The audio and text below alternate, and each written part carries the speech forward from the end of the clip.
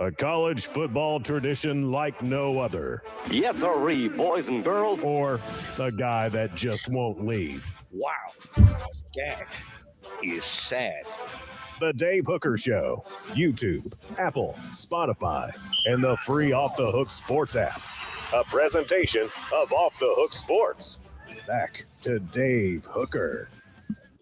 Welcome, Travis. Welcome those on the message boards. Welcome into the program, as for the next hour or so, we'll take a look back at Tennessee's football scrimmage, the first scrimmage of spring camp, as the Vols have now had 7 practices culminating in the scrimmage on Saturday. So Josh Heupel was a little bit more insightful. I think he's getting tad looser around the media, Caleb, especially though in spring camp. So he might be more quotable. He is the best though at saying something and saying nothing at the same time.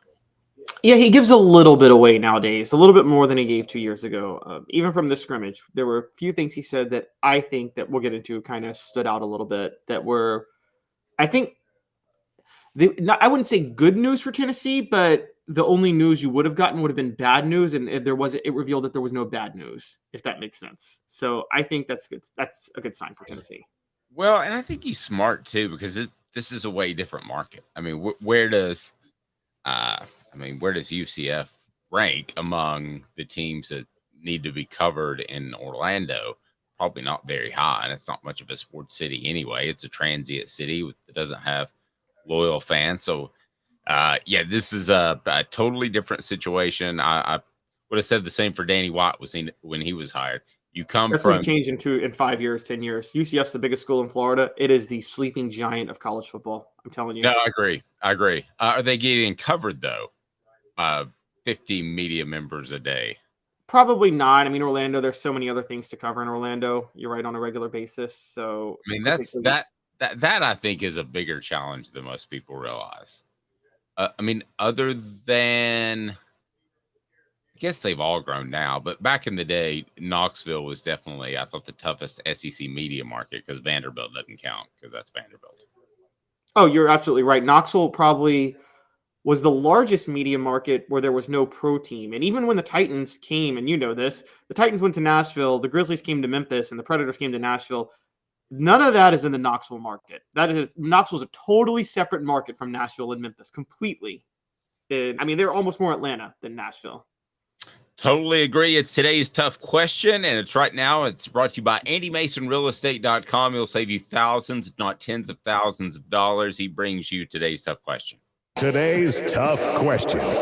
Take a side. Take a stand. The Dave Hooker Show, a presentation of OffTheHookSports.com. AndyMasonRealEstate.com. Just that simple. AndyMasonRealEstate.com. Over 40 years of experience in that office, and take care of you. Best service, best prices, period. End of discussion. Please hit the thumbs up button. If you haven't subscribed, do so right now. Did you watch the women's final last night at all, Caleb Calhoun? Watched a little bit of it, not too much. It was actually a boring game. I'm telling you that if South Carolina had played LSU, it would have been a much more exciting game to watch. I mean, I know South Carolina lost to Iowa, but they were the best team. No, I agree. But the Caitlin Clark story was pretty neat. Did you feel like the officials got involved? Because I want to tie this back to Tennessee football, but I'm curious. A lot of people on social media, and I thought there were some chippy fouls. I thought they got involved. I don't know that it was intentionally involved. I thought they got involved too much. And here, the only thing I would respond with that, though, is that people that are bringing that up a lot, them getting involved did not affect that game. That was going to be a boring game from the start. Iowa was just not tall enough to hang with LSU under the basket, and they just had no chance. Okay. But I do think they got involved to take away from that a little bit. So I ask you this, and be an honest fan right now. Hit the thumbs up, and I want you to tell me, would you rather cheat and win, or just find out how the cookie crumbles, and then you're just going to go with honor? instead. What do you think most people will say? Because it is on our Twitter account at the Dave Hooker and at OTH Sports Media. They're honest. What do you think they'll say? They'll say cheat and win.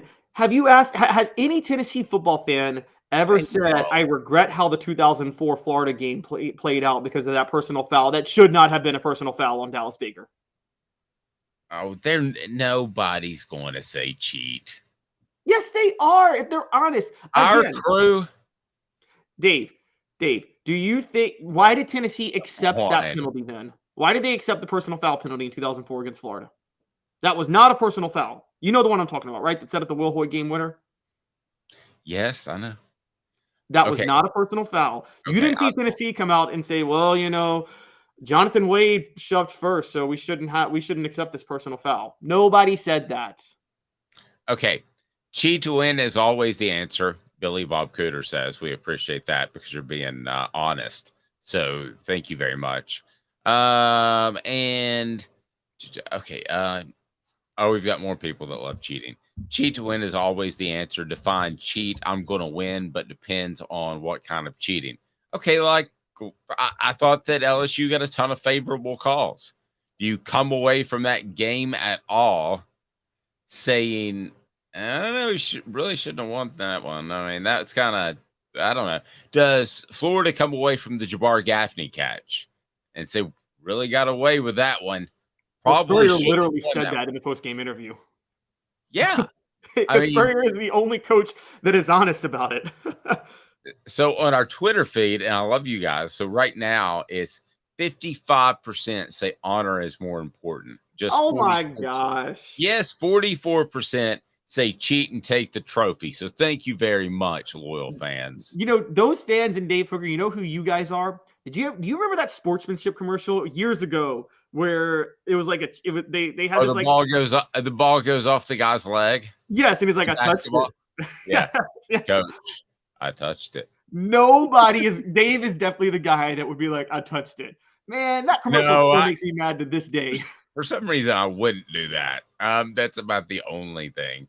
But no, I mean, you would want to have your honor, especially with the Josh Heupel, because Tennessee can win again and then look back and say, maybe that season didn't go the right way, but they could say, hey, guys, be proud, won 11 games with honor that year, and you come back the next year. You come back the next year and maybe you win 14 and a national title. But you have that one season of honor. That's what they want.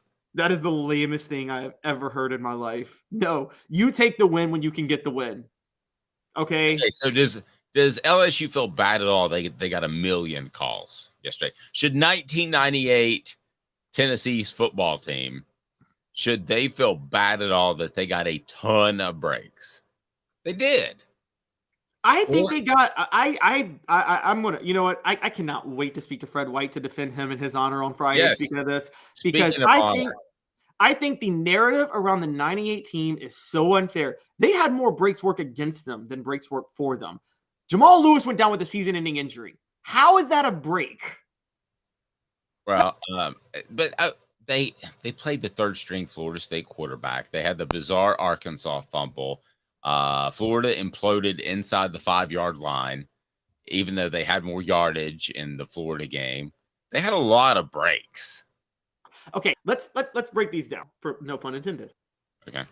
T. Martin is unlucky to be the new starting quarterback, and your first 2 games are against the eventual Big East champion and arguably the most talented team in the SEC back-to-back. Those are the first 2 games of the year. The Arkansas game is the fakest narrative of all time. I'm gonna bring this up now. Okay, I should do a TikTok about this, by the way. There are 3 reasons the Clint Sterner fumble is one of the biggest lies in the history of college football. Well, no, he fumbled. I saw him fumble. No, the narrative is that Tennessee doesn't win the national title if Clint Sterner doesn't fumble. That's the narrative. There's 3 flaws in that. 1, Billy Ratliff doesn't get enough credit for causing that fumble because he got a heck of a push on the offensive I agree with that. Yes. That's point number 1. Point number 2, there was 1:25 left. Tennessee had a timeout. They were going to get the ball back with about 30 seconds left, down by only 2 and having the most clutch kicker in college football that year. They easily could have kicked a game-winning field goal. Point number 3, and this is the biggest point. Had they lost to Arkansas, they still would have played them again in an SEC title game. They would have beaten them in that SEC championship game, and they still would have gone to the national title game with one loss, because if you look at their schedule strength in the BCS, it still would have been them in Florida State. Who would have gone over them with a one loss? But you would agree that Arkansas should have run the ball there and not run play action. I think they were trying to run the ball as a slow developing play, though, wasn't it? No, It was like a counter. They ran the boot, and he faked the handoff, and then that's when he stumbled and fell and decided to lay the ball. Yes, they should have run the ball. That was next level stupid. And Houston Nutt, who I actually think is a great in-game coach, funny enough, that was just next level dumb by him. Portion of the program brought to you by Zool Beer, xulbeer.com. Zool Beer is fantastic, worldwide award-winning craft beer, and wow, they've got parking downtown, which you just don't hear of nowadays, and you will love Zool Beer, a great panoramic view of Knoxville. So your thoughts on practice over the weekend. Here are a couple of things that I'm hearing, and we will do that via 4 Downs. 4 Downs today brought to you by City Heating and Air Conditioning. City Heat and Air, integrity matters at City Heating and Air Conditioning, cityheatingandair.com. We know Dave believes integrity matters. 4 questions, 4 answers. The Dave Hooker Show. 4 Downs. A presentation of offthehooksports.com. Okay, so here's some things I'm hearing from spring camp. Again, this is not in response to the Dennis Dodd column about Nico, but I do think that maybe the first couple of days, as any freshman would, he would struggle just a little bit. But now Iko Maliava is had a good week of practice in week number 2, which was last week. So that's first down. Again, I think we're nitpicking at this point. Caleb, he's barely been on campus, but that is what I'm hearing and what I'll pass along. Yeah, I had heard that he had actually taken a huge stride forward too. I think Jaru was telling us about this last Friday. By the way, we were talking with him about practice. He said that they were starting to see some better signs from Ia Maliava later in the week, into the second week of spring practice. So I don't think there was anything to worry about. You know, you have to rework sometimes a quarterback. That's fine. If he doesn't start this year, that's still fine, because there's Joe Milton. Look, how many quarterbacks now, we've talked about this. I mean, even in the NFL, they have to have their footwork and everything reworked over time. Aaron Rodgers had to be sent to a quarterback camp after his rookie year. Yep. And sorry. Sorry, you go ahead and say it. You go ahead and go. No, I was just going to say, click that like button. It was nothing exciting. Go ahead. Oh, okay. Yeah, it's Aaron Rodgers had to be sent to a quarterback camp for a year, which you never would think that an NFL quarterback has to be sent to, but they had to retool everything about his game. So if you have to work on Nico's throwing motion and where he holds the ball, it's not a big deal, I don't think. I don't think so either. Some more things that I'm hearing is that Cooper Mays did not participate, as Josh Heupel said on Saturday. He wasn't in the scrimmage here, and it's just a little ding that he could be back any day, maybe even today as the Vols practice. Cooper, I want to get into this in a second, so let's not bust it out right now. May be the most important non-quarterback on this football team. Let's have that debate here momentarily. Other things that I'm hearing at practice is I think Keenan Pili is going to be a really good football player, and I think that's going to happen sooner rather than later. Probably a little bit more of a leader. And 4th down, it's for you, Caleb. Squirrel White is having the best spring camp right now at the slot. And you like to transfer. You didn't love Squirrel. You shooed Squirrel off the back deck is what you did. And now Squirrel's lighting it up in 2 weeks of camp. Yeah, I'm taking some L's because I'm taking some L's because I'm hearing the same thing. And quite honestly, Squirrel White was lighting it up last year as a freshman. I remember too. Was one of the standout early freshmen. And he might beat out Dante Thornton. I'll take the L if it happens, but it's not over yet, because Dante could still play one of the wideout spots, but that's not as special. Okay, a 6'4" wideout's not uncommon. A 6'4" slot guy is uncommon. So I would love to see them have one guy that's versatile and plays both. Yeah, because that's what makes Tyreek Hill so scary. Is he's one of the few receivers in the NFL that can play all three positions and scare you. Yeah, Cordell Patterson was that way at Tennessee. Yeah, if he ran the right way. That's true. I mean, who's the most important player on Tennessee's team? That is not a quarterback. Stay tuned. Right back after this. And today's tough question: would you rather cheat or win, or just do your best? On the message board, go ahead and give me some comments, especially with that most important ball that's not a quarterback. Back in 2 minutes. He's Caleb Calhoun. I'm Dave Hooker, Off the Hook Sports. And Craving Wings South North Shore location, where we've heard people say that you can get the best wings in East Tennessee. Pero ¿quién es este? El número 87, Jacob Warren. I'll just do 6 in my sauce 87, please. Imposible, señorita. Dale 6 más. Look at these wings. Perfectas, deliciosas, fantásticas. Man, I don't know what you're saying, but it sounds awesome. How do you say fresh, never frozen in Spanish? Frescas, nunca congeladas. Make your way to Craving Wings and get you 6 más. But what was funny about Cadis, we were a full continuum of care at that time. We had detox, we had inpatient, we had outpatient. So we were doing a lot of the things that we do now. But now we just do them so much better. It's really a simple program, but we're complicated people. I am what I am, and now I got to do something about it. You can take your life back. Call Cadis today. Got cataracts? We can fix that. Never miss another moment. With a little help from Doctors Campbell, Cunningham, Taylor, and Hahn at cctis.com. Do you want to own the more that owns every job? Then get to Vassey Lawn and Garden in Cleveland and get you a Toro. I'm David Vassey, here to talk to you about Toro. With a Toro Zero Turn, you'll get more out of every minute and you'll reach the finish line faster. At Vassey's, we like to say, no matter if you're mowing 3 acres a week or 11 lawns a day, homeowners and business owners alike find confidence in equipment they can trust from top to bottom. Vassey Lawn and Garden, Highway 60 North in Cleveland. Man alive, it's worth the drive. Our family has been creating jewelry since 1986, each piece unique with a story all its own. I'm Rick Terry with Rick Terry Jewelry Designs. I'm a jeweler, and I want to be your jeweler. We're grateful that you chose us to be Knoxville's best jeweler. My family and staff look forward to serving you. So please come see us. Kingston Pike and Campbell Station Road in the heart of Farragut and downtown on Gay Street, right next to the Tennessee Theater. You're listening to The Dave Hooker Show, a presentation of OffTheHookSports.com. The internet is full of pictures of each and every one of you. Available on YouTube, Apple, Spotify, and the Off the Hook Sports app. Download now for free. Is there nothing you people can't do? Also available on OffTheHookSports.com.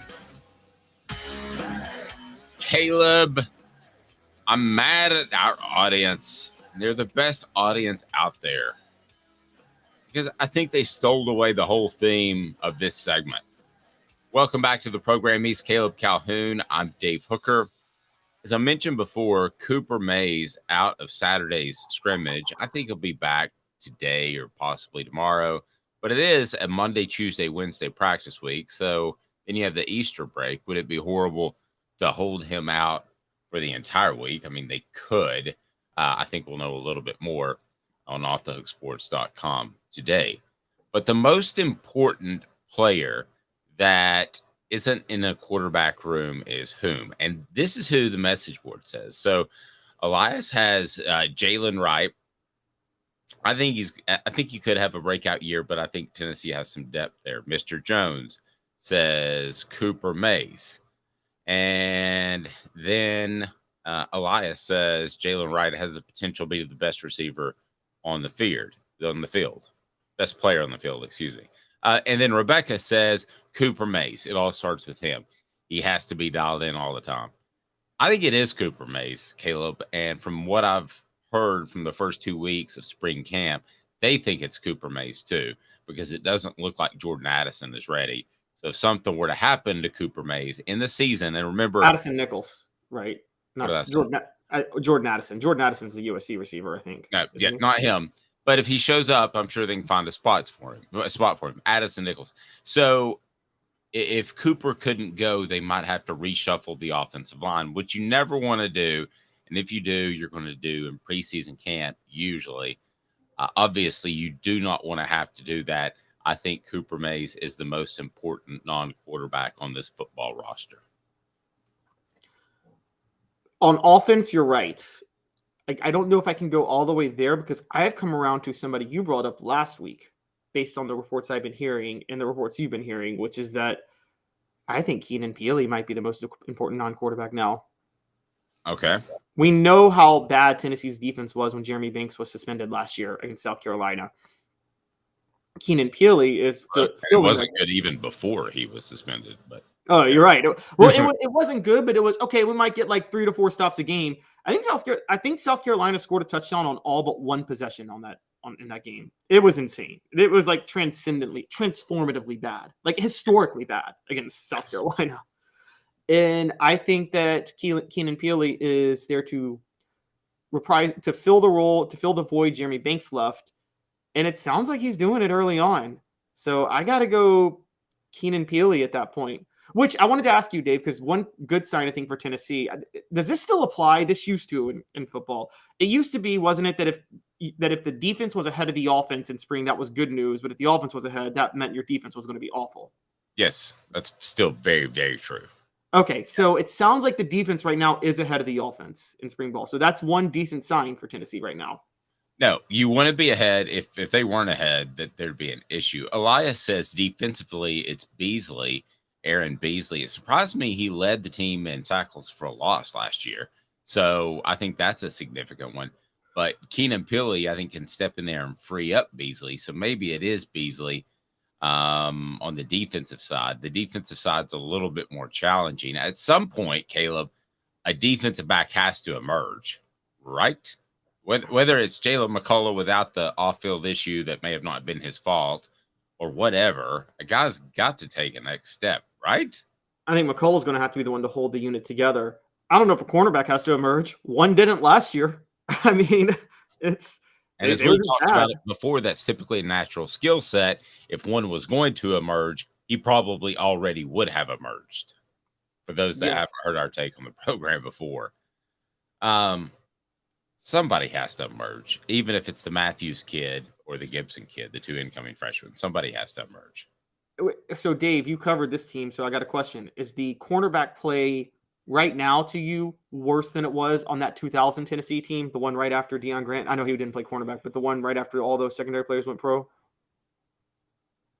So, the one with Willie Miles? Yeah. Well, from 98 to 2000, you went from Steve Johnson and Dwayne Goodrich at corner and Fred White and Deion Grant. To not them at corner or safety. I mean, yeah. Was that Willie Miles? I can't really remember any of the other players in 2000 that were on. I think it was like the Willie Miles, Andre Lott, Rashad Baker, who were good at safety, I think. But Andre Lott played corner, didn't he?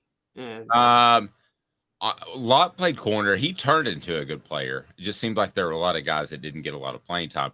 You got to remember that group before them was really selfish. They wanted all the practice time.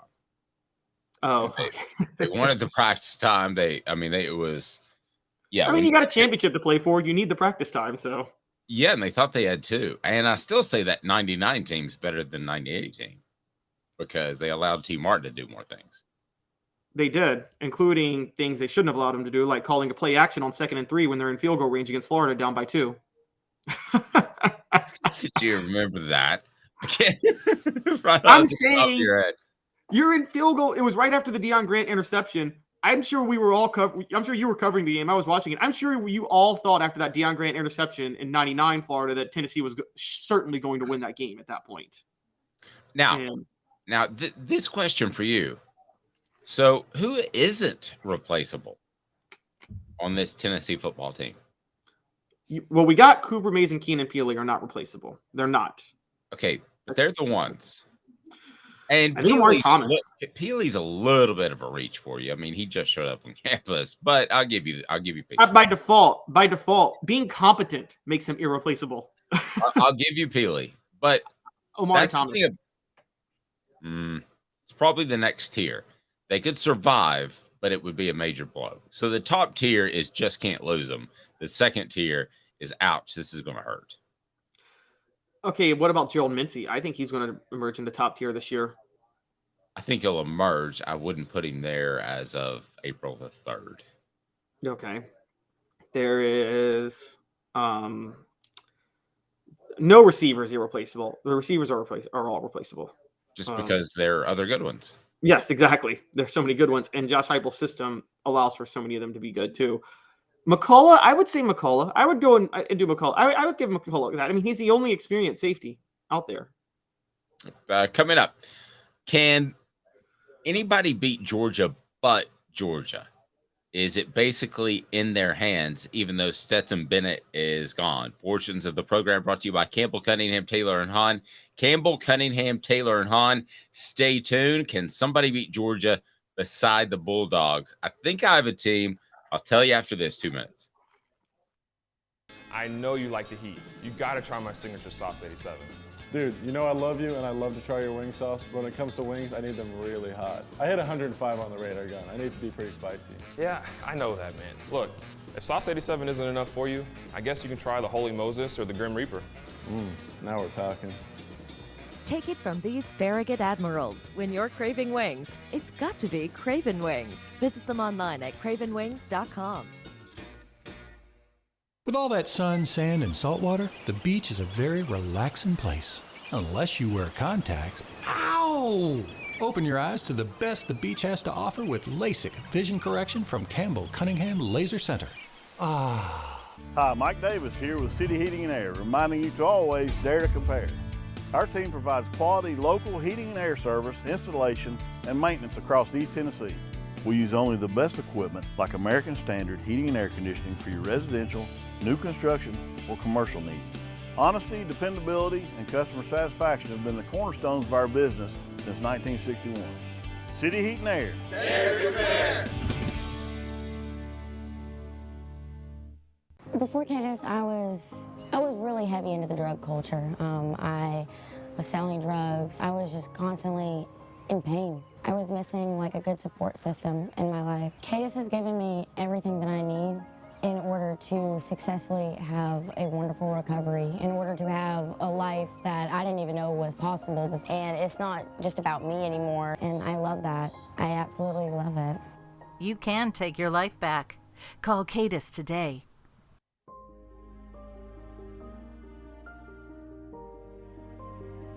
Our family has been creating one-of-a-kind pieces of jewelry in West Knoxville since 1986. Each piece is a combination of unique processes that bring your idea to life. Every day in our shop, a truly special item with a story all its own is being manufactured in our facility, bringing the history and family sentiment into a whole new generation of life. We are grateful that you chose us to be Knoxville's best jeweler, a title that we value and respect. Because to me, being a jeweler and owning a jewelry store are not the same thing. I'm Rick Terry. I'm a jeweler, and we want to be your jeweler. Kingston Pike and Campbell Station Road in the heart of Farragut, and downtown on Gay Street right next to the Tennessee Theater. You're listening to The Dave Hooker Show, a presentation of OffTheHookSports.com. The internet is full of pictures of each and every one of you. Available on YouTube, Apple, Spotify, and the Off the Hook Sports app. Download now for free. Is there nothing you people can't do? Also available on OffTheHookSports.com. Welcome back. Portions of the program brought to you by Campbell, Cunningham, Taylor, and Hahn. Look at me. No LASIK, no glasses. No LASIK. I got LASIK. No contacts, no glasses. Happened on Monday, Caleb. Work with me. And I had LASIK. And I'm in great shape. I can see up close. I can see far away. I'm golden. I had my final checkup last week.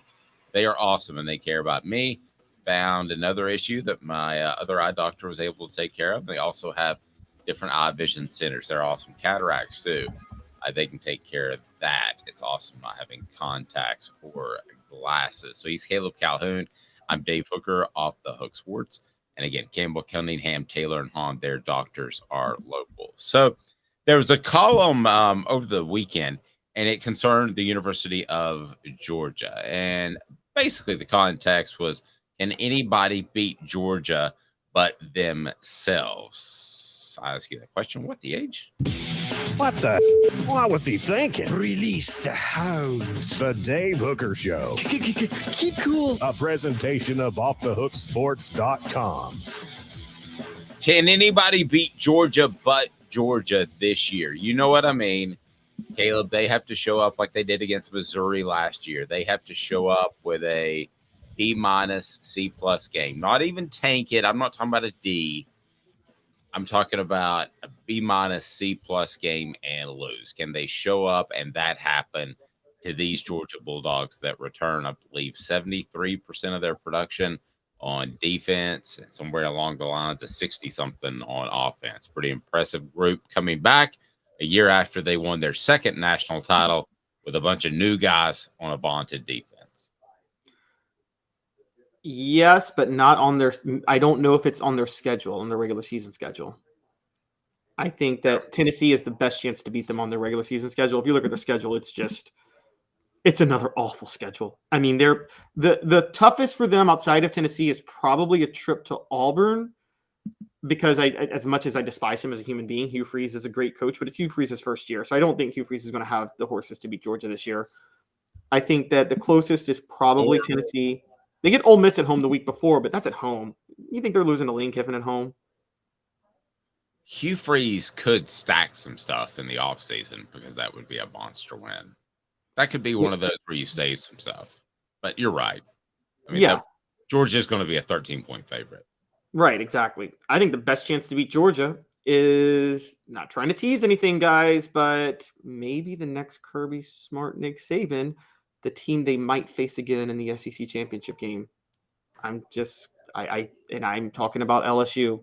I'm on a watch out for a potential LSU dynasty happening very, very soon, guys. I think that could happen, but I think that's a year away. I'm going to say Alabama, absolutely, because Nick Saban is now playing Georgia at Georgia's own game.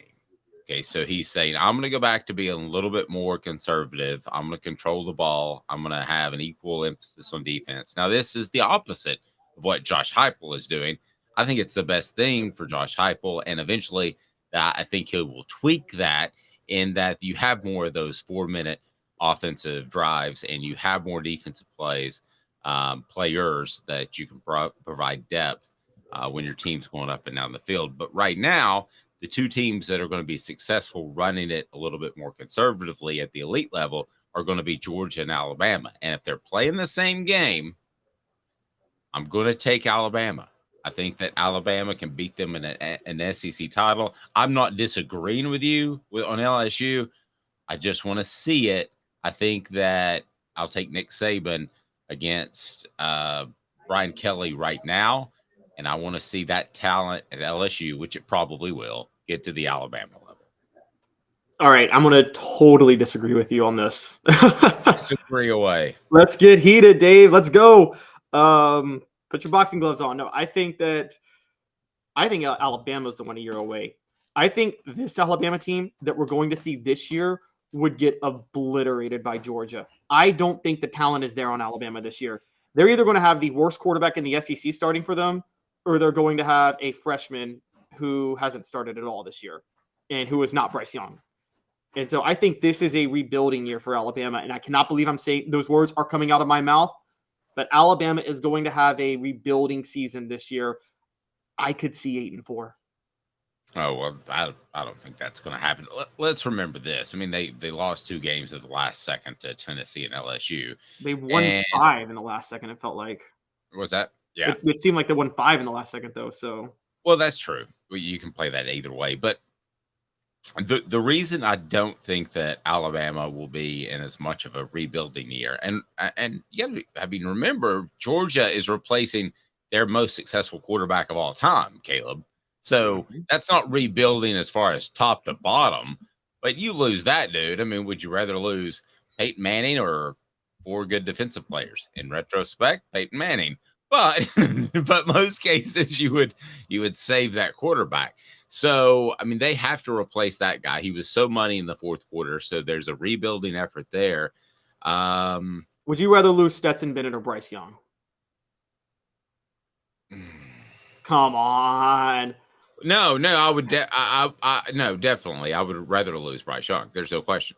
I'm sorry, rather lose Stetson Bennett. I would want to hold on to Bryce Young. I'm trying to think though of what is around Alabama currently. I kind of moved on to the next thing without telling you.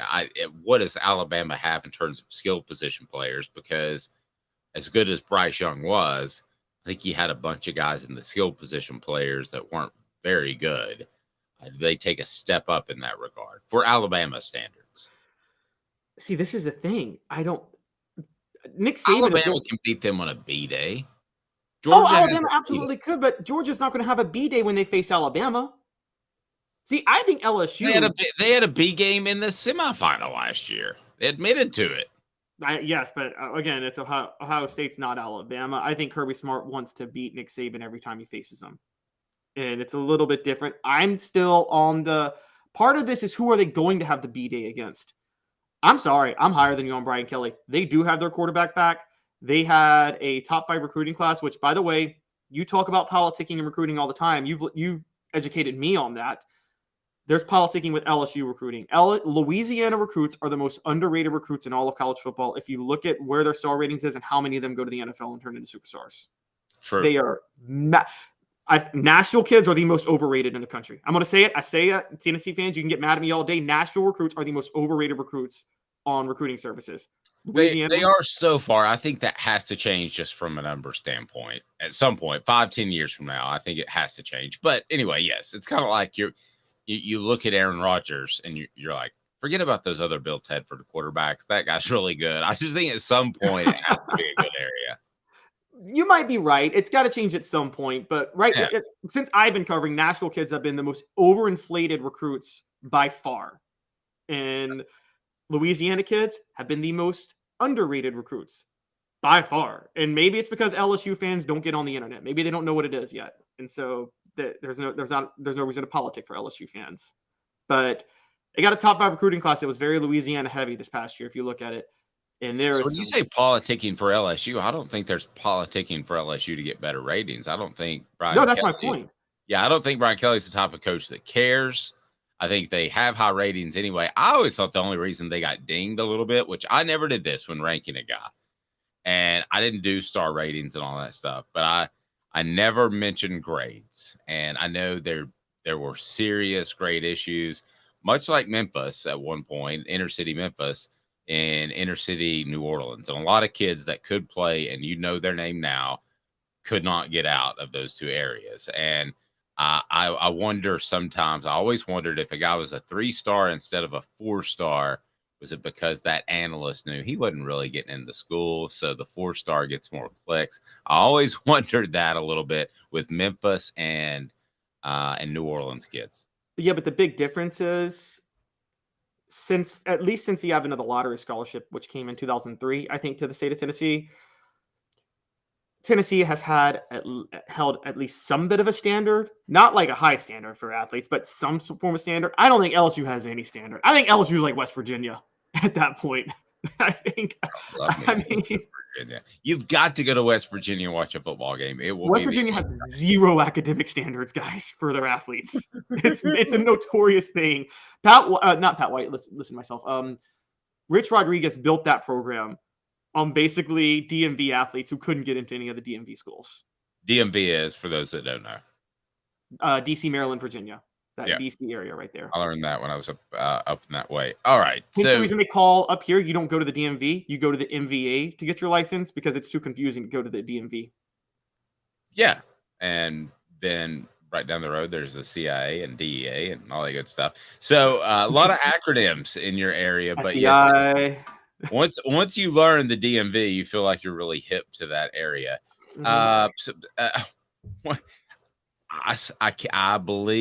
I believe in my heart that in a straight up game, both teams play B+, that Alabama can beat Georgia. I think they can. I just don't think they will. Look, this is going to be Nick Saban's worst team since 2010. I am telling you that now. This is Nick Saban's worst team since 2010. What'd they go in 2010? They went 10-3. Well, that's still pretty good. They got blown out by South Carolina that year. I don't think LSU's ready, but in this transfer portal world, maybe they are. We'll have some Tennessee recruiting news. Hang tight with me for 2 minutes more on the Vols and why there's another team that maybe. I know you like the heat. You got to try my signature sauce 87. Dude, you know I love you and I love to try your wing sauce, but when it comes to wings, I need them really hot. I hit 105 on the radar gun. I need to be pretty spicy. Yeah, I know that, man. Look, if sauce 87 isn't enough for you, I guess you can try the Holy Moses or the Grim Reaper. Now we're talking. Take it from these Farragut Admirals. When you're craving wings, it's got to be Craven Wings. Visit them online at cravenwings.com. With all that sun, sand, and salt water, the beach is a very relaxing place. Unless you wear contacts. Ow! Open your eyes to the best the beach has to offer with LASIK vision correction from Campbell Cunningham Laser Center. Hi, Mike Davis here with City Heating and Air, reminding you to always dare to compare. Our team provides quality local heating and air service, installation, and maintenance across East Tennessee. We use only the best equipment like American Standard heating and air conditioning for your residential, new construction, or commercial needs. Honesty, dependability, and customer satisfaction have been the cornerstones of our business since 1961. City Heat and Air. Dare to compare. Before Cadis, I was really heavy into the drug culture. I was selling drugs. I was just constantly in pain. I was missing like a good support system in my life. Cadis has given me everything that I need in order to successfully have a wonderful recovery, in order to have a life that I didn't even know was possible before. And it's not just about me anymore, and I love that. I absolutely love it. You can take your life back. Call Cadis today.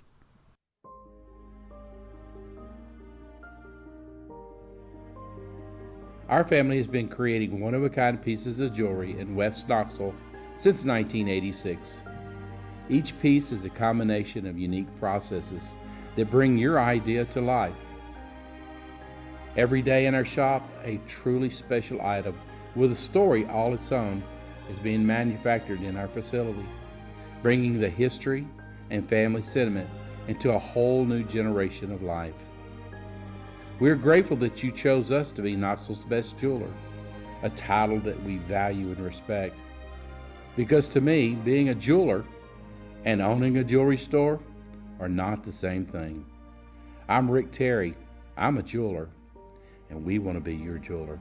Kingston Pike and Campbell Station Road in the heart of Farragut, and downtown on Gay Street right next to the Tennessee Theater.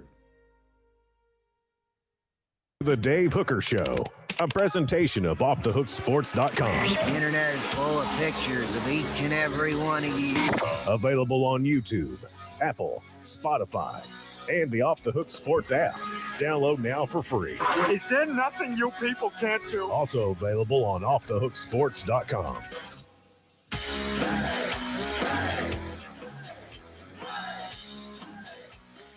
So, Kim Mulkey, things worked out for her. Your thoughts on the conclusion of the women's Final Four? Couldn't happen to a worse person to win the national championship.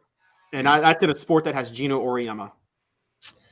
So I wanted to get your thoughts on this.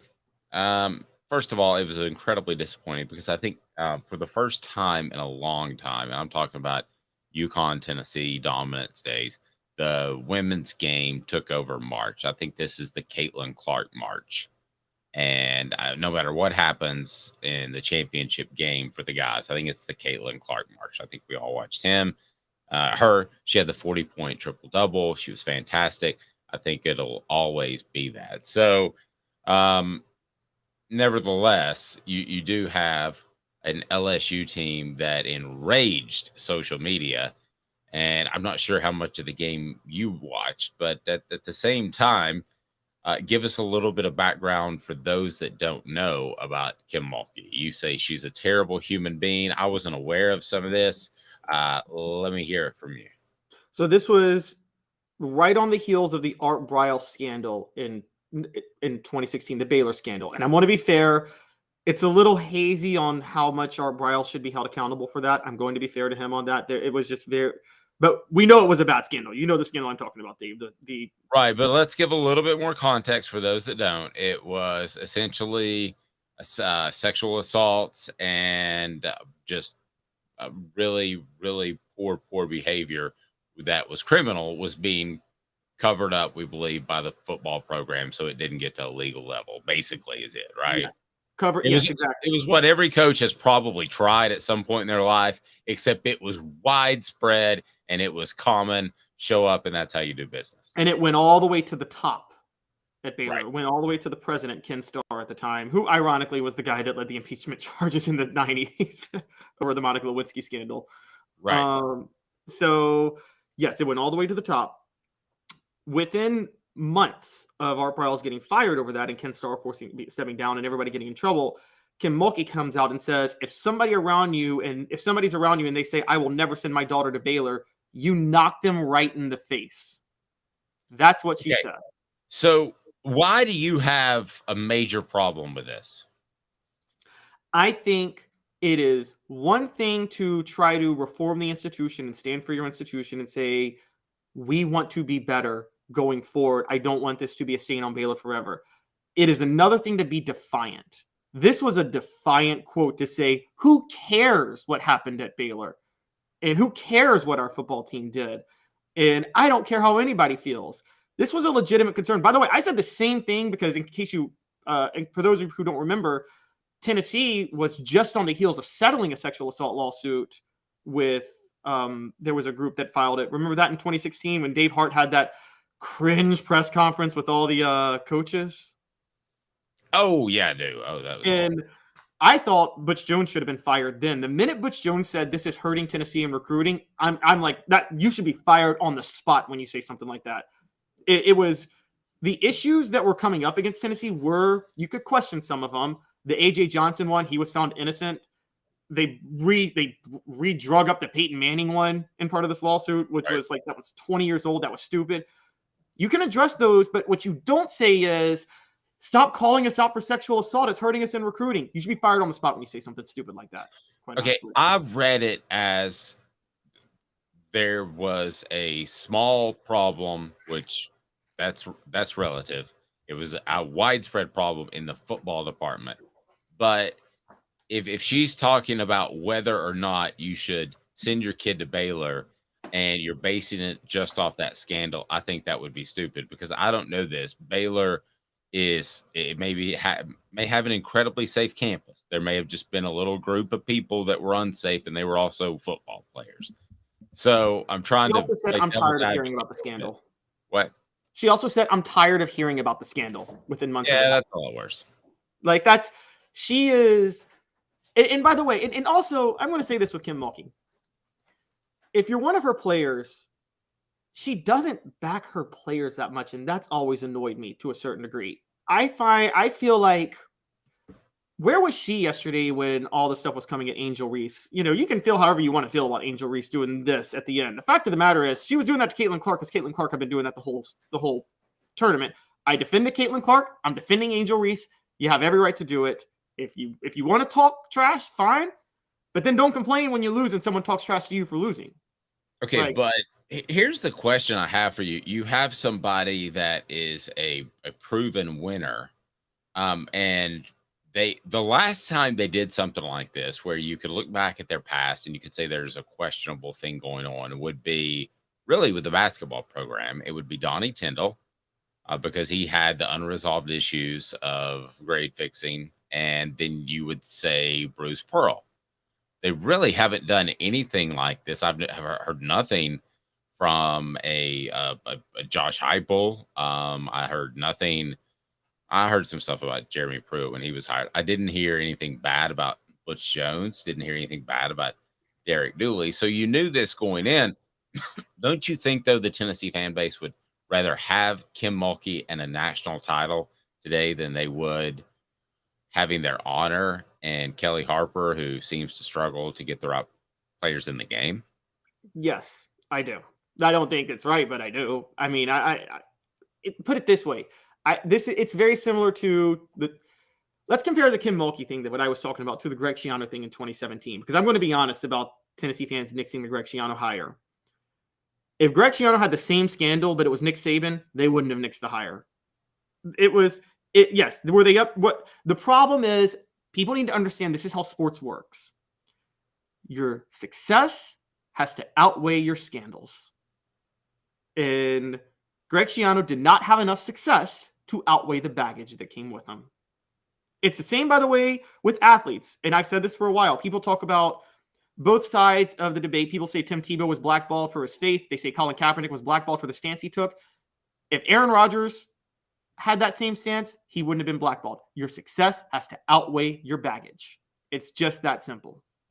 And I still say that if Ray Rice had been at an elite level, he would have found a job after he decked his wife. He had started the slide. He had started the slide. It was a running back. So why would you take a running back when you can get those guys absolutely anywhere? Some things that I want to see out of Tennessee's third week of spring practice. 2 minutes, right back with you.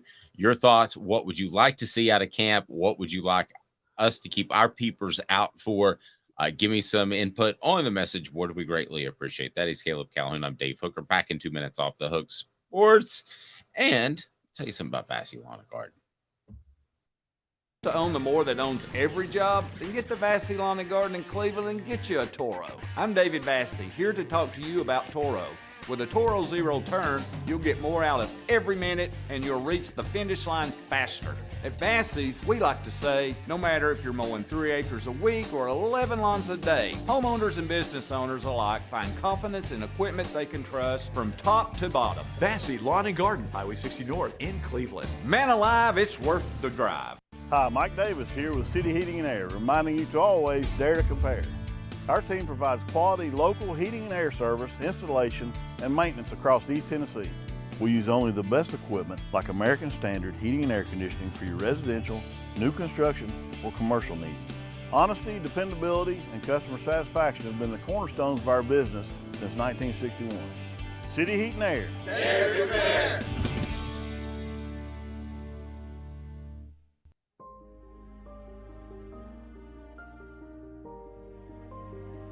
Our family has been creating one-of-a-kind pieces of jewelry in West Knoxville since 1986. Each piece is a combination of unique processes that bring your idea to life.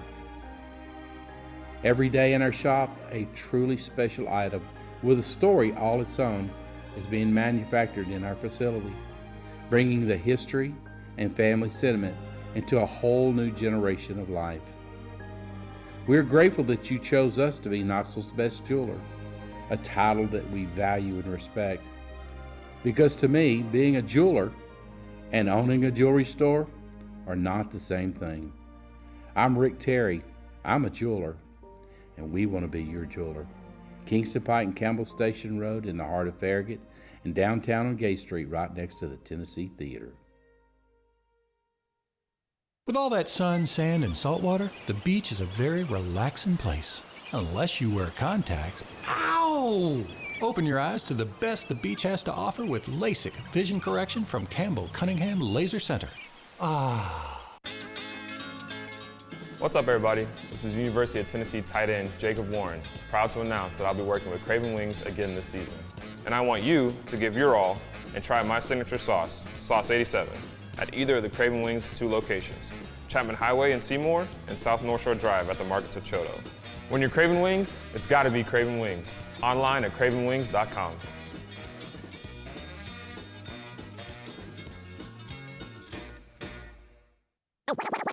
You're listening to The Dave Hooker Show, a presentation of OffTheHookSports.com. The internet is full of pictures of each and every one of you. Available on YouTube, Apple, Spotify, and the Off the Hook Sports app. Download now for free. Is there nothing you people can't do? Also available on OffTheHookSports.com. Let's get into some questions about the football Vols as what do they need to accomplish in week 3 suddenly of spring camp. And that's brought to you by Craft Treats, crafttreats.com. If you go to crafttreats.com, use the promo code Off the Hook. That's the promo code Off the Hook, and you will get 20% off your purchase. They've got the CBD chill pills that will help with your dog's arthritis, stomach issues, or how about anxiety? They can do that too. But they've got all kinds of treats, CBD or not. So check them out. Mr. Jones had a practice question. Will Christian Harris and Rodney Harrison's son see any time at safety? I think it's wide open for pretty much everybody. Mr. Jones, I'll ask about him specifically. However, I do think there are people ahead of him in the depth chart at this point, Caleb. Yeah, I think so too. There has been in the past, there have been defensive backs more than other positions who are sons of former players who were more ready early on to play, didn't necessarily have high potential, so they usually got surpassed by their sophomore, junior years. I'm thinking more. I have a lot of respect for the guy, but Todd Kelly Jr. And I'm also thinking Balin Buchanan when he committed to Tennessee. A lot of them, they were ready to go early, but they just. A lot of times they're ready to go early because you know the game, but you don't really develop that much, which that may be all Tennessee needs at safety this year is somebody who's ready to go. Yeah, and just because I think this is funny because I was watching this power lifter documentary and the two brothers were like 6'5" and 6'7", and the parents were 6 feet and 5'6". Just because you have parents of a specific genetic makeup physically doesn't mean you're going to carry that gene. It doesn't mean. I mean, here's a great example. James Berry had it at almost elite level.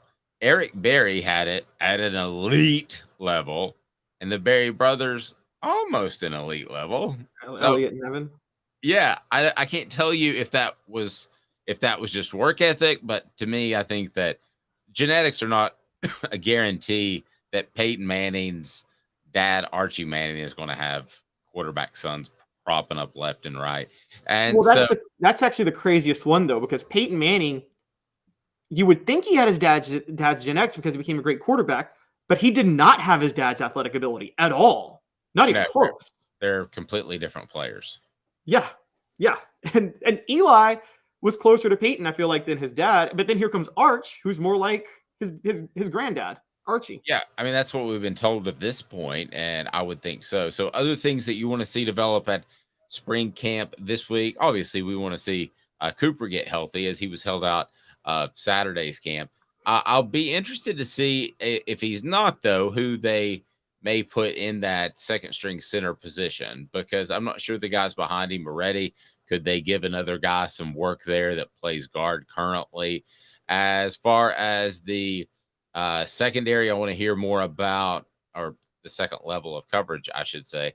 I want to hear more about what Aaron Beasley is able to do with Keenan Peely, freeing him up a little bit.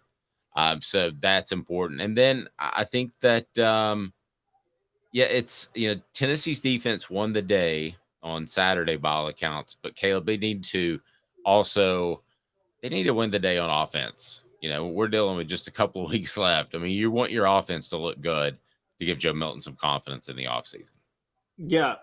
For me, the most important thing is me being proven right. That's more important than anything else. It is the most important at all times. Yes. So what I want to see is Dante Thornton ball out and just break out and emerge over the next 2 weeks. You are so on the Dante Thornton bandwagon.